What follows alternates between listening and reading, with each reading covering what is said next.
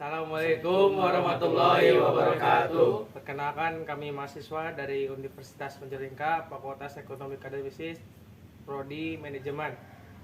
Di sini kami akan menjelaskan sedikit materi yang berjudul pasar monopoli.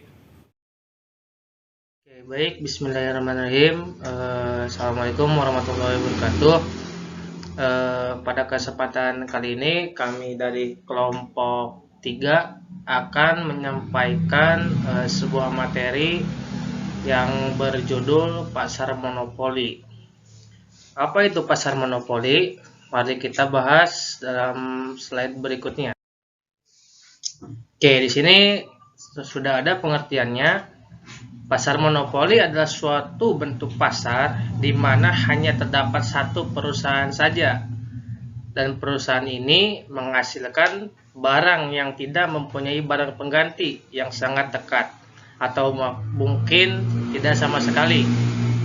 Biasanya, keuntungan yang dinikmati oleh perusahaan monopoli adalah keuntungan melebihi normal, dan ini diperoleh karena terdapat hambatan yang sangat tangguh yang dihadapi oleh perusahaan-perusahaan lain untuk memasuki industri tersebut. Selanjutnya, ada beberapa faktor yang menimbulkan monopoli. Yang pertama, yaitu perusahaan monopoli mempunyai suatu sumber daya tertentu yang unik dan tidak dimiliki oleh perusahaan lain. Kedua, perusahaan monopoli umumnya dapat menikmati skala ekonomi atau economies of scale hingga ke tingkat produksi yang sangat tinggi. Yang ketiga, pasar monopoli terwujud dan berkembang melalui undang-undang, yaitu pemerintah memberikan hak monopoli kepada perusahaan tersebut. Selanjutnya yaitu ciri-ciri pasar monopoli. Yang pertama, pasar monopoli adalah industri satu perusahaan. Yang kedua, tidak mempunyai barang pengganti yang mirip.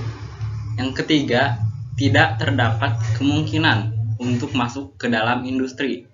Yang keempat, dapat mempengaruhi penentuan harga. Dan yang terakhir yaitu promosi iklan kurang diperlukan.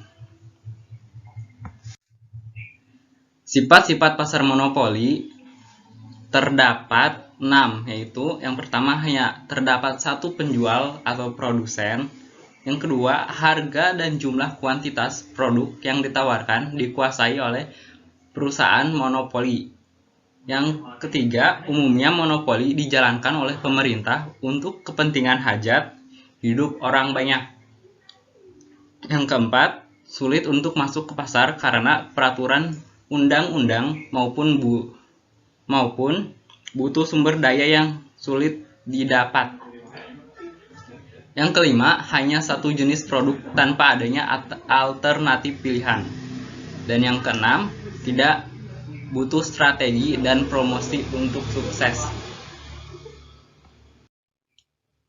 Sebab-sebab timbulnya pasar monopoli yaitu penguasaan bahan mentah. Penguasaan bahan mentah tertentu oleh satu perusahaan memproduksi barang tertentu akan mengakibatkan perusahaan lain tidak dapat menghasilkan jenis barang yang sama. Yang kedua, hak paten, yaitu merupakan hak yang diberikan kepada suatu perusahaan tertentu sehingga perusahaan lain tidak dapat memproduksi barang yang sama. Yang ketiga, terbatasnya pasar. Terbatasnya pasar yang memungkinkan hanya memberikan ruang lingkup bagi satu perusahaan saja, di mana satu perusahaan tersebut telah mampu mencukupi permintaan pasar. Masuknya pasar lain akan menemui kesulitan dalam menjual barangnya. Yang terakhir yaitu pemberian hak monopoli oleh pemerintah, yaitu pemerintah memperkenankan perusahaan tertentu pada satu pasar. Selanjutnya adalah maksimalisasi keuntungan dalam monopoli. Dalam menggambarkan prinsip penentuan pemaksimuman keuntungan dalam monopoli, digunakan dengan dua cara, dengan menggunakan angka-angka dan secara grafik. Syarat permaksimuman keuntungan dalam monopoli adalah, yang pertama adalah biaya total dan hasil penjualan total. Yang kedua, biaya marginal dan hasil penjualan marginal.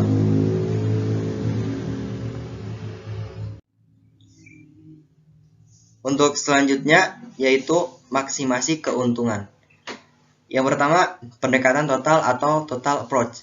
Dicapai jika selisih penjualan total TR dengan biaya total TC memiliki nilai positif terbesar. Kedua, pendekatan marginal approach, dicapai jika MR sama dengan MC atau MR dikurangi MC menghasilkan angka positif minimum dan MC sedang meningkat. Selanjutnya, diskriminasi harga dalam monopoli. Kebijakan diskriminasi harga dilakukan untuk memaksimumkan keuntungan dikarenakan adanya kemungkinan perusahaan monopoli menjual outputnya di dua pasar yang berbeda, yaitu pasar luar negeri dan dalam negeri, dan bersifat permintaan di dua pasar sangatlah berbeda-beda. Syarat-syarat diskriminasi harga ada 5. Yang pertama, barang tidak dapat dipindahkan dari satu pasar ke pasar lain. Kedua, sifat barang atau jasa itu memungkinkan dilakukan diskriminasi harga. Barang-barang atau jasa-jasa tertentu dapat dengan mudah dijual dengan harga yang berbeda. Ketiga, sifat permintaan dan elastisitas permintaan di masing-masing pasar haruslah sangat berbeda. Keempat, kebijakan diskriminasi harga tidak memerlukan biaya yang melebihi tambahan keuntungan yang diperoleh tersebut. Kelima, produsen dapat mengeksploiter beberapa sikap tidak rasional konsumen. Selanjutnya, contoh kebijakan diskriminasi harga. Di sini ada 3 contoh. Yang pertama, kebijakan diskriminasi harga oleh perusahaan pemerintah, penetapan tarif listrik yang berbeda oleh PLN. Kedua, kebijakan diskriminasi harga oleh jasa-jasa profesional, tarif yang berbeda yang ditetapkan oleh dokter, konsultan akuntansi, konsultan hukum, dan lain-lain. Ketiga, kebijakan diskriminasi harga di pasar internasional, kebijakan harga domestik, dan harga di pasar luar negeri. Selanjutnya, monopoli alamiah dan pengendalian harga. Monopoli alamiah adalah perusahaan yang terus-menerus menikmati skala ekonomi hingga pada tingkat produksi yang sangat banyak jumlahnya. Berarti AC terus-menerus turun hingga tingkat produksi yang sangat tinggi. Salah satu cara mengatasi dilema penetapan harga pada monopoli alamiah adalah dengan menetapkan harga ganda yang disebut sebagai two-tier pricing system. Lanjut ya, campur tangan pemerintah atas kegiatan monopoli alamiah. Upaya monopolis bersedia menjual dalam jumlah yang banyak dan harga yang relatif rendah, mengakibatkan keuntungan mengecil atau bahkan nol. Pemerintah biasanya memberikan subsidi kepada perusahaan tersebut.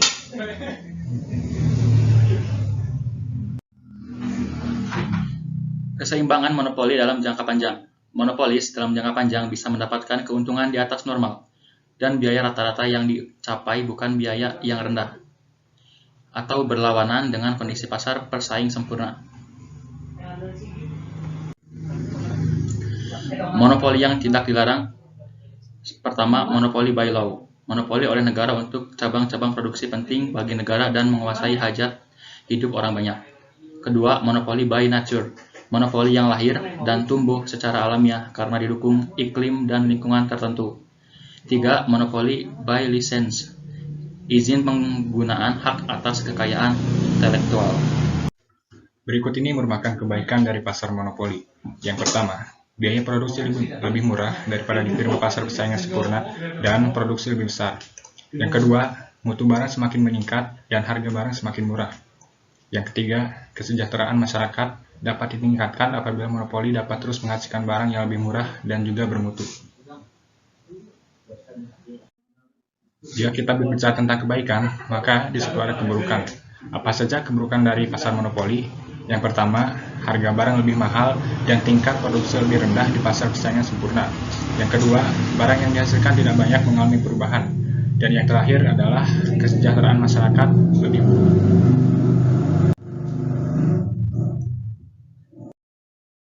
Mungkin cukup sekian yang dapat kami sampaikan. Kurang lebihnya mohon maaf.